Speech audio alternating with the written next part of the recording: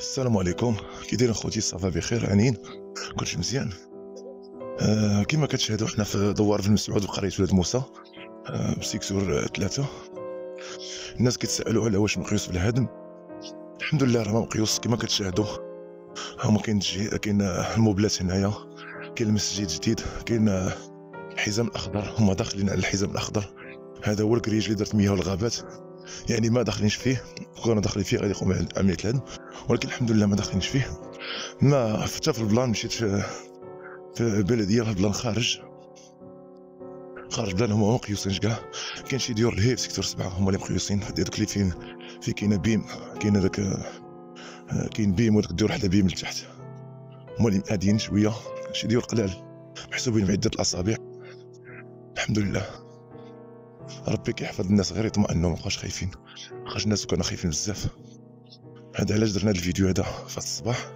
سمحوا لي ما كنت كنجري، يلا باقي كنهج وحبيت نصوركم هذا الفيديو في الصباح هكا، واسمحوا لي كنعتذر لكم على الازعاج. تحياتي لكم خوتي. كما كتشاهدوا حنا الاجواء دابا في جيت امام مالك، بدوار الشافيه او دوار بن مسعود باش معروف.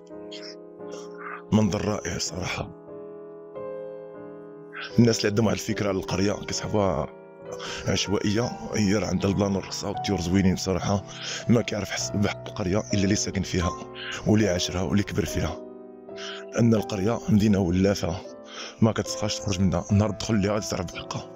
دابا حاليا ما تعرفش بحقها، غير كتسمع. الانسان اللي كيسمع خاصك تعيش وتجرب وتعرف.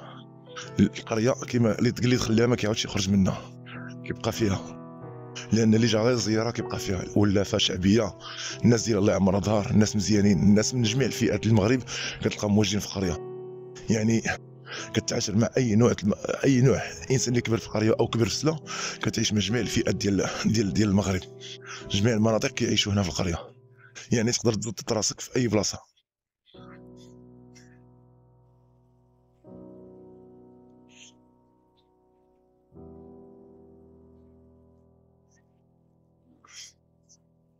وحنا مازال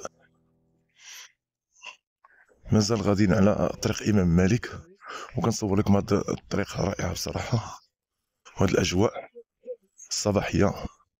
منا كنديروا الرياضه شويه، ومنا كنستكشفوا مدينه القريه. درت واحد الجوله زوينه بصراحه جنب القريه حاليا.